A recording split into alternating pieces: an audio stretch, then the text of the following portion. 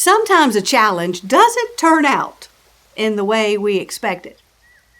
Have you ever had a strong desire to do something but didn't have the ability to pull it off? I think we can all look at American Idol tryouts to see proof of that right there. What do you mean I can't sing? What do you know, J-Lo? I'm going to be a star. Sometimes our desires can blind us to the reality of our talents. There's probably a good reason why we're made to not always be good at the things we want to do, but I sure haven't found it yet. Anyway, Arlis Jones is a perfect example of what I'm talking about. He has always wanted to build things and repair things and improve things, but just never quite makes it. But it sure never stops him from trying. If you drive through Arlis's neighborhood, you'll be able to spot his house easy. It's the one where things are not quite up to code. The porch is a little uneven. The shutters aren't exactly the color he thought they'd be when he found them on the clearance table at the paint store. The driveway is too crooked, even though he swears it's a fault in the land that wasn't there before he paved the driveway. And it's not his fault the garage door won't close all the way. Blame it on the YouTube.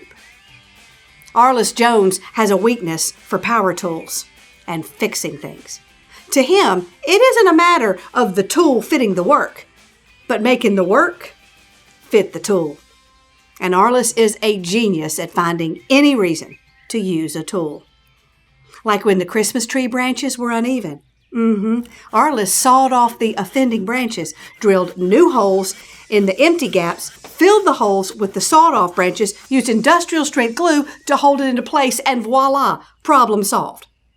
Arlis decided to regrout the bathroom, or better to say, Arlis bought a heavy-duty caulking gun and then decided to regrout the bathroom. And he used so much industrial-strength rubber-like caulking that he covered just about every surface in that bathroom, to the point you could bounce china teacups off the walls and they wouldn't break. They know because he and Earl tested it. Arlis found a way to add juice to the vacuum cleaner, and that was the last time they saw the guinea pig and Ray Jean sponge rollers. The blender now works at such a high speed, no one's allowed to use it for fear of losing a limb. And last time Ray Jean used her new garden tub with the jet massagers, well, the bruises lasted for days, and a detective came over while Arlis was at work to ask her did she need a safe house. Arlis near about drove his wife crazy, but the real trouble didn't start until Arlis Jones bought himself a power washer. Arlis had never used a power washer, as had nobody else he knew, which added to its appeal. Of course, there might be a reason you don't find a power washer sitting inside every garage, starting with the price. Ray Jean still didn't know it yet, but Arlis could have sent a kid over to community college for what he paid for that power washer. But Arlis had taken one look at the big, black, bold word, power, and there was no turning back. Before Arlis even left Skeeter's Hardware, he'd already come up with a list of things he was going to power wash first, starting with the deck. Oh, and by the way, this was all part of Arlis's challenge from Old Man Withers, which had nothing to do with being brave. He was just using it as an excuse to use this new power washer, wrapped up in the idea he was doing something nice for his wife. Arlis's power washer might have come with instructions, but if it did, Arlis didn't see them. He wasn't much for reading directions anyway. Just point him to the on button, and he could take it from there. He was in control. Looking back, though, it's safe to say there was not one moment when Arlis was in control of that power washer, not even when it was still sitting on that shelf in the store. And in Arlis's eyes, if a power washer was a good idea, a juiced-up, amplified power washer was even better. So he just made a few adjustments to it. Ray Jean did not see the obvious apparent beauty and value of owning a pressure washer. Good thing she didn't know the investment involved. She had but one comment to make. You ruined my roses, and you're moving into the shed. Ray Jean had put many hours, sweat, and tears into that rose garden. She fiercely protected it like a mother bear would her cubs. You may wonder what a rose garden would have to do with power washing. Surely Arlis isn't dumb enough to power wash the roses. Maybe not. But you don't know Arlis. So Arlis decides to power wash the deck on a cool spring Saturday morning, where bluebirds chattered happily in the trees and the flowers danced back and forth under the warm sun. Ray Jean was getting a little sun on the patio while Otis the dog slept peacefully, as only a dog can, at her feet. Everything was tranquil and lovely, and the smell of honeysuckle drifted in the air. You're probably feeling like you're in one of those scenes in a horror movie where the lovely blonde actress smiles at herself dreamily in the bathroom mirror right before she steps into the shower while the bad guy's standing behind the door and you're screaming at the TV, "No, don't get in the shower, he's behind the door." Yep, that same sense that something's going to happen and only you know about it so far. You'd be right. In which case, this pleasant spring morning has no idea what terror awaits at the hands of that power-washing madman. Arlis's famous last words were, "Look out, honey, wouldn't want to spray ya." And then it was like everything went into slow motion as Arlis's hand lowers to that on button and his words were drowned out, literally, by the opening spray of that power washer as it roared into that peaceful spring morning like an uncaged beast, spewing water back and forth like a dragon sprouting fire. And it was taking no prisoners. Arlis had that look like maybe this wasn't going to be as easy as he thought. It's hard to say whether Arlis was holding the power washer or whether the power washer was holding Arlis. The way he was flopping around that backyard like a piñata, that hose is slapping him left to right so fast he looked like a rubber gummy worm. Poor Arlis is barely 120 pounds soaking wet. He was no match for that power-washing dragon. Ray Jean screamed and hid behind her Cosmo magazine. And as if hearing its name, the beady eye of that power washer turned on her. A high-pressure jet stream of water blew that Kardashian cover picture right out of her hand, slammed it up against the side of the shed with such force I swear it sounded like rapid-fire bullets. Then it turned its eye on another victim on the other side of the yard.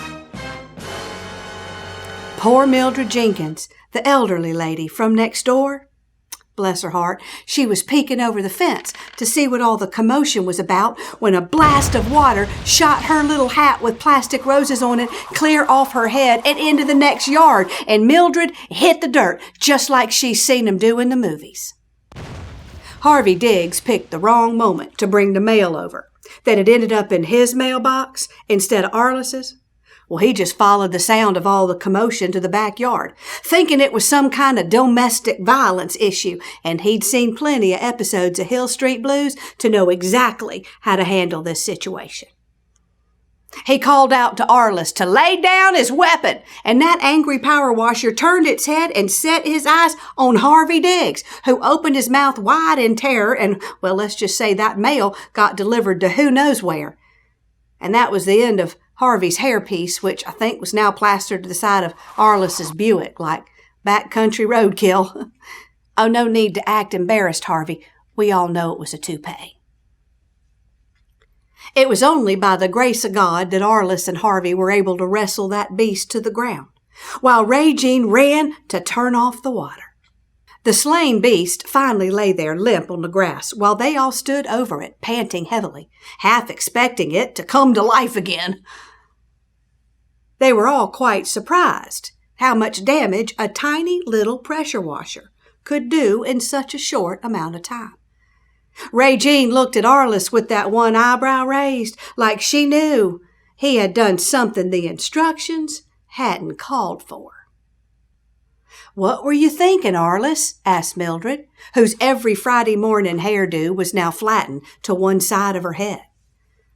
"I's power washing the deck," he replied, still kind of in shock, as a gift to Ray Jean. "Well," said Harvey, "looks like you did some power washing all right." Y'all, that backyard looked like a war zone. Had like 3 dead squirrels, trash cans missing tops, pieces of the shed blown off, and the tire rim of a bike lodged up in a tree. The tomatoes and cucumbers were gone, including the sticks to hold them up. The shrubs were flattened, and the dog, well, last they saw, he was running down the street. But the worst thing? Ray Jean's roses. Destroyed. Death to overwatering.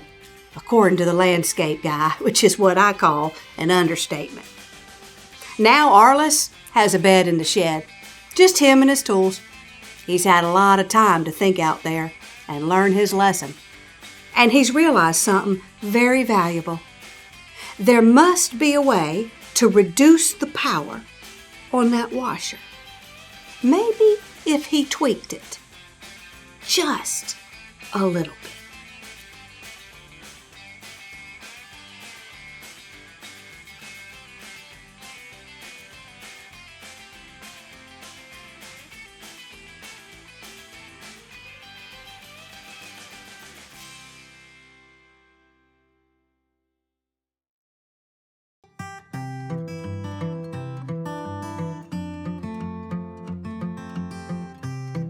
And so the sun sets on this episode's guest of what one more did with that old man's request. But soon I'll be back with a new tale to unfold, for there are many more stories still left to be told. For this challenge has started with no end in sight, as each person closes their eyes and takes flight.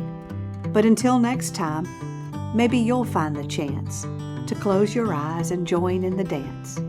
Maybe this story whispered from that old man's grave will push you to find out what happens when you choose to be brave.